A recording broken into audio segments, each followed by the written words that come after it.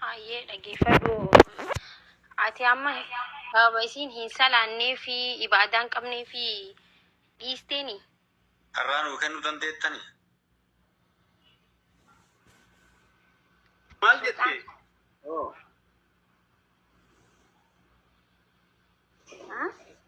Egaa nama rabbitti namanne maaltu amana? Nuti koo nama musliimaati. Oma beene illee taanu namni akka fedhetti illee Sultaan sultaan takkitti maqaa siin jedha. ibaadaa hin qabne. Takka fa ibaadaa qabne. Waan siin jedhe ani amma dubbii hubadheeti ani mataa na dhukkubaan danda'u rafa. Ammaan achillee aarii takkalleef namatu ajandaa na godhataaf uummanni hin dhaabu kanallee jecha hin dhaabu. Irraan citinii waan dandeettuun ilmoo san ammallee gargaarii galatoomii ani ifanaa galte gara kiyya wanni maraayyuu hattaan hubadhe haga dandeettuun abaddan duubattiin jedhinii haga ilmoon sun guddatullee isiillee gargaarii haga nuu isin jira. Assalaamu alaikum warahmatullahi wabarakatuh. Baay'een. Assalamu warahmatullahi wabarakatuh. Amma bosona baale ani ammas daa'imati yatakkitti sanii miti. Habiraatu yatiima 11 horachuu nama danda'u. Feetu na haa kennitu. Feetu isii biratti. Haa guddiftu waan isii duraan gargaaruun gargaara yoo lakkinatti hanqata jette dabalee fi erga garuu isiin haadha manaa kiyyaa miti nikaa haqa irraa buusee jira isiin gaabbitee deebitee warwaattee miseejjii meeqanaa barreessitee namatu akkas na godhe hiriyyaan na balleesse ijoolleen na balleesse bira deebisi na ajjeesi na fannisi waan ati barbaadde hundaa ta'a of arge haqa jettee waa hunda yoo feeta miseejjii isinii fidu bichiitii mana maal goota maal isinii godha haa amantanii bisilaan amantanii yoo aanan adii isiniin jedhan malee warri miidiyaa walii galatti ani amma isiin narra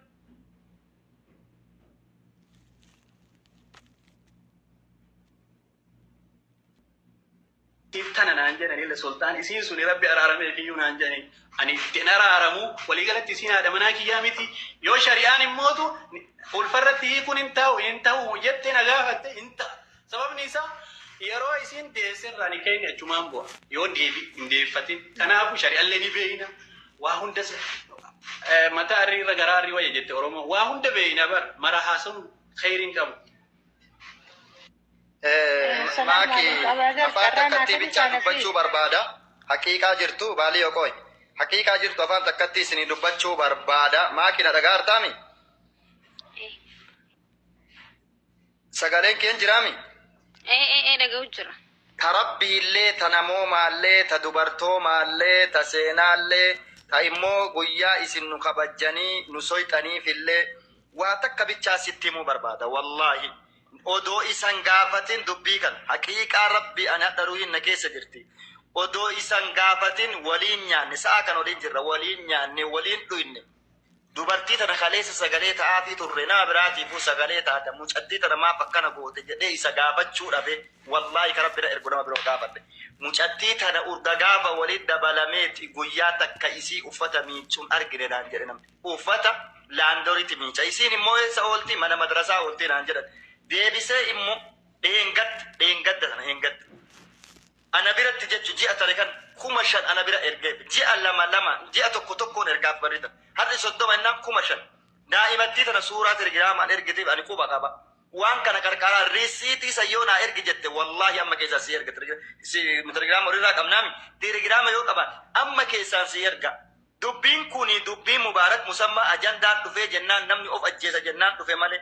Mucayyoon galte daa'ima qarqaaraa jira daa'ima isiiyyuu gaafa isiin dibamte ka haakimii finne beeyna mee warri namnummaan iccitii mu'eeti sana beeku haa ta'u obboleettiin jedhan nama natti hime bara waan namni ani isiillee beeku mucayyoon beeku obboleettiin beeku namni awwalallee bultii isii diige obboleettii sani jedhan ka ammallee jala deemee mucattii tana miidiyaa irratti fidellee obboleettii sani jedhan gaafa isiin telegiraamaa waliin haasan namni kun abbaa warraa isiiti waan kijiban qabu telegiraamaa waliin haasan walii barreessanii gaafa isiin barbaadde hin qarqaaraa jedhe kanaa ol wanni jilmee dubbii kijiba ta'uu risiitii 5,000 dheengadda inni ergee ba'an keessaa si erga mee dubbiin kun immoo mucattiin tun guyyaallee ka himattu ka isiin himattu wanti garaa nama nyaatu akka viidiyoo argine waa lama ko viidiyoo achin nagatee jechaadha aaritu nama gaddisiisa kanaaf wacii daa'ima isaa yoo inni hin ergin anarra kaaya mush yoo inni hin ergin giddi funja ura irraa fuudhee jaan ergaa waan immoo abbaan hin barbaadu jedhe waan abbaan hin barbaadu jedhe giddiin namatti harkisuun hin ta'u osoo ka walittuu deebu ta'e dhugaa himuudhaaf nama dhiibanii odoo walitti deebisanii yookiin isitu waa ta'a yookiin isatu waa ta'a innis kakateemi kanaa manna masaarifa buntala daa'ima ofii haa erguufi yoo inni ergin ana haa gaafattu maaki ati na gaafadhu an dubbiin natti mul'atu kanuma asirratti deebifna jenne wal fuudhuun kalee jira wal talaquun illee kalee jira yoo namaan ta'e namarraa baanii deemuun kalee jira kana waan ta'eefi masaarifa isii ga'u ka daa'ima isii ga'u sanii miti yoo jette daa'ima isaa kana fuute itti haa kennitu yoo koor irraa fuune daa'ima ofii akka fedhe haa godhatu na bira haa taa'u illee jette masaarifa isii erguufi lakki daa'imni kee na biraan taa'ee isii biratti kaddamu yoo inni kaddamin ana gaafadha. Kanaaf warri miidiyaa immoo isin rabbi sodaadha. Haqiiqaa kanan beeytan hin sobaa hin kijiba. Yaaki komantii hadda barreessitan kana anaaf isinillee boru irraa gaafatamna. Nuti komantii kana irraa gaafatamna waan isinii mul'ate jedha dubbii keessatti daqiiqaallee argitaa garuma keessa. Inni sobee Mee maakii biyya takkaanaa kenne haadha biyya wayiin gaafatuu fedha. Maakii na uffalchi rafeeti. Galatoon tokkoffaa baazarii mana keenya galchuuf galatoome ulfaadhu wayya. Tokkoffaa maakii galatoome ummata kee dhageettee dhuftee asee tana waan kana godhuuf ulfaadhu wayya. Bagateen na taate galata siin mala. Lammaffaa abaazarii atillee asee tanatti nu dhageettee nu kabajjee dubartiin haadha siinqee malkaati silqee golaati sabbata nutti hidhattuun dandeetti nutti hiikkattuun dandeettattanii mirgasiitu jabeettanii dhufuu keessaniif galatooma. Lammaffaa ammoo wanna dhamma dubbadhu afaan hin qabdu. Sultaanii waa jechuu barbaada. Dhageeffadhu lafee kiyya deebillee akkanaa deebistuun barbaadu. Tokkoffaa dhiirri gamna ta'e. Akka aarii nama gooteen ta'an. Ergamaan Rabbii wanni isaan addunyaa kanarratti akkana jaalataniif gamnummaa fi akhlaaqan sallallahu alaihi wasallam. Wanni ati reefu jette sun maraaqa ta'a. Haati manaa kiyyaa jettee akkanatti sii dubbatuun suni yooma si aarsitellee an haddan dhufu aariin na jiraa waatu afaanii na baha jettee liqimsuu qabda malee intalli tun ilmoo tokko dhalde booda hireet isii eeggata intala lafaa dhuftu nafaa cuftu haadhan qabdu abbaan qabdu sittuu irkattee waluu ta'uu baattanii gargar deemtanii filaa eebii isii maraa hin haasoftu osoo jannata keessa dhuubanii baasanii hin barbaadu jechuun sirrii miti. Dhagaye. Lammaffaa ammoo tuyyuu intala tana masruufa isii 3,500 erga ka jettu 5,000 saamunaan tokkichuu hadda 2,000 maaliin bittee maaliin waa guuti sanillee qabadhu achitti. Tabiraati immoo dhageeffadha. Dubartii wata dhuftee waa isinitti himattu. Mana dubartii yoo taate amma reefu dubbiintu mana asliitii kaate funyaan qabdanii dhufta fuuldura jirraa isin fida.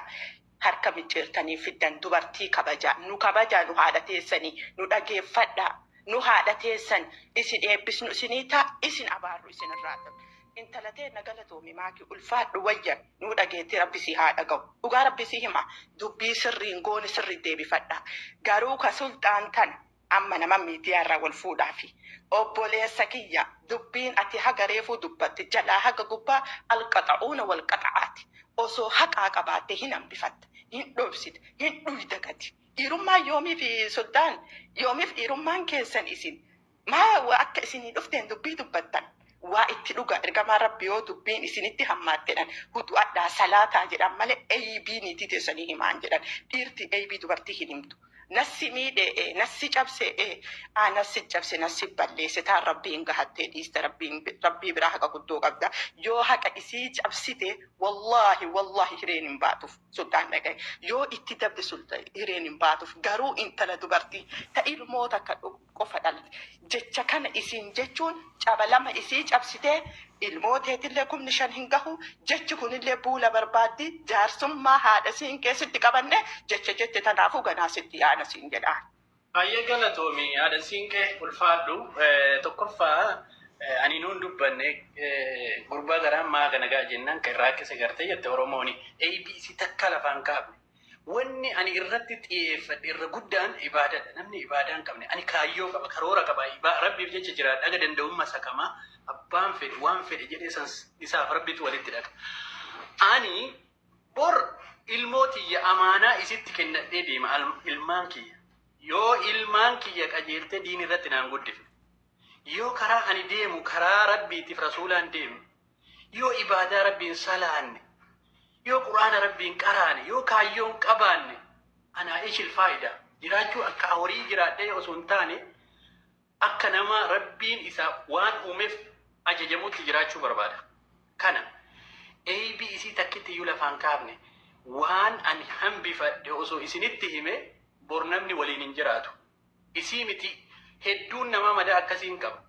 Garuu sammara cufee waa mara awwaalee rakkoon kiyya kana waan ta'eef waan nagaafatan qofa deebise. Malee ani takkaa waan ABC inuun dubbanneeyyuu inuun xuuyneeyyuu. Walii galatti mallaqni ka jettan ani isiin haadha manaa kiyyaa miti daa'imatiyya qarshiin 5,000 guddaadha duritti yoo ammatti homaa bu'aa dhaabbataadha waan ta'e 5,000 yoo fedhe 10,000 illee ergaafi ture ergeefi jira riisitti isin erguu danda'a jechuudha.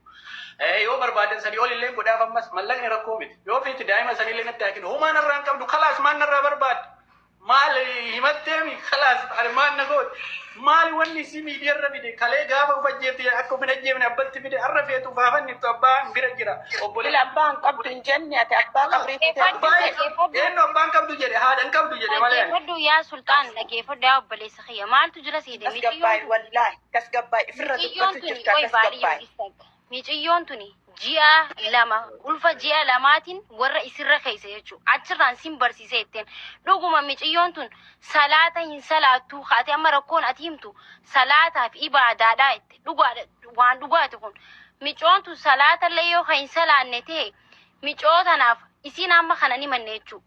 Haadha manaa ta'e tanaan ati salaata hin salaattu ibaadaa hin qabdu nan dhageessu waan ta'eef sinii haa osoo jetteen micoon tun ni himatti ture jechuudha. Ilmoo baatii lamaatiin warra isirra geeste dhaanqa isiin baatii 9 guutuu rakkattee ciniinfattee deessee ilmoo waggaa takkatti dheeyxee ilmoo isii sanillee hin laalle jechuudha. Kun shari'aa amantii musliimaa keessatti amantii akkanaa keessa amantuma keessaa hin jira uummata keenya kun. Rabbii sodaadhaati ni jira mee dubbadhaa. Maaki Kai nana asosiisini ta. Nana asosiisini ni obboleessa kiyya. Dirqama akka seeraatti akka amantii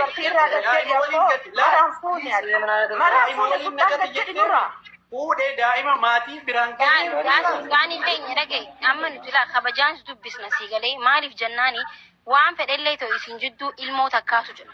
Ilmoo qabdan. Ilmoon sunillee karaa nagaatti akka guddattu godhuu qabda. Isin insalaattu jettee hiiteemi ilmoon tantee sun karaa ibaadatti akka dhugumaati salaataaf yoo hiite ta'e ilmoon tanteetunis boru salaata irratti hin guddattu akka salaata irra guddattuuf bira dhaabbattee gizee ciniinfattu maddii dhaabbachuu sirra jiraatamoo sirra hin jiraatu sultaan. Galatoomi ilmoon tunuu akka itti dhufte anan beeka rabbitu baase rabbi garaa isii keessaa baase malee waan hin godhamin hin jiru taa'imaa kii lakkii taa'ii gaarii miti waa hedduu naasa'ini dhiisii. Media rajira ummata gurgud ani wallahi alazim akka namni guddaani idha akramta alkarima mallakta wajha nama guddaa yoo kabajje injifatte ja nama xiqqaa yoo kabajje immoo matarra si baha ja kanaafu ani amma ummata kana amal si deebisuuf dhufe malee ummata nama kabajne kana kabaju saniif jecha qosata kana kabajne kanaaf dhufe malee silaa dhufu akka kabaje kiyyaati fi akka namoota gurguddaa kabaju akka uf kabaju من عرف قدره وعرف ربه يا نمني لكي وفين بين ربي نبيه نمني لكي وفين بيك مو ربي سابيك أنا لكي كي بيك نا إيسي وابا إنا ناس بسيسيني مجأيوني هذا من هاكي يامتي دائما كي يفيتنا هاكي نتو هنا أنا بيا أمبل جرا لكن أبان بربادي رانا فودون دهاتي هذا كي يبينا بدأ جون سني أجي سر راومان كم دائما كي يهو ينجو ملك دي إن إرجع دراري اللي إرجع جر سني أجي warri arra miidiyaarra deemtanii waan akkana haasoftan isiniifu amaanaa dubartiin salaan dubartii kabaja hin qabne dubartii naamusa hin qabne hin fuudhina wallahi tumma wallahi hin fuudhina duutanii qabrii akkanatti galuu wayya dubartii adaba hin qabne dhiisaa mina dhiisa خلاص السلام عليكم مزمور ያሬድ ቢሆን በስዕብና ይገናኙ ነበር መዝሙረ ያሬድ ቢሆን ጥሩ ነበር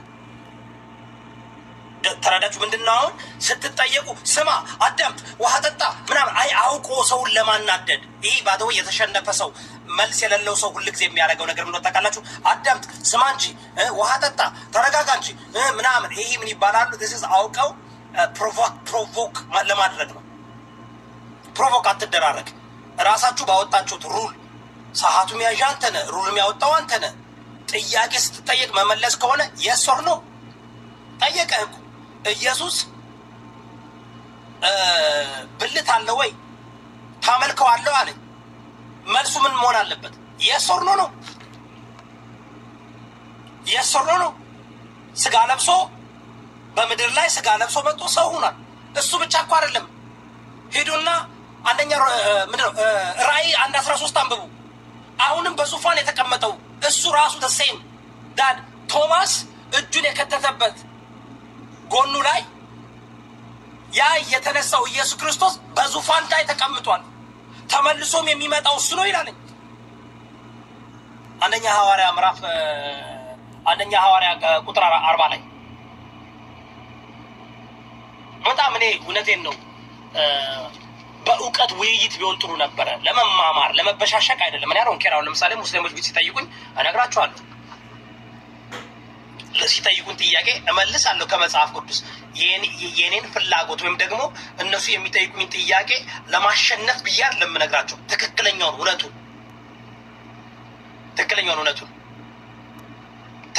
እውነቱን ነው መመለስ ያለበት። ግን እፎይ አልቻለም። አይ ቲንክ ከሌላ ሰው ጋር እናገናኘው። ሁሱ ነው ስሙ። በጣም ይቅርታ፣ ለመጀመሪያ ጊዜ ነው ያዳመጥኩት። ልጁ በጣም ደስ የሚል ስብዕና ነው ያለው።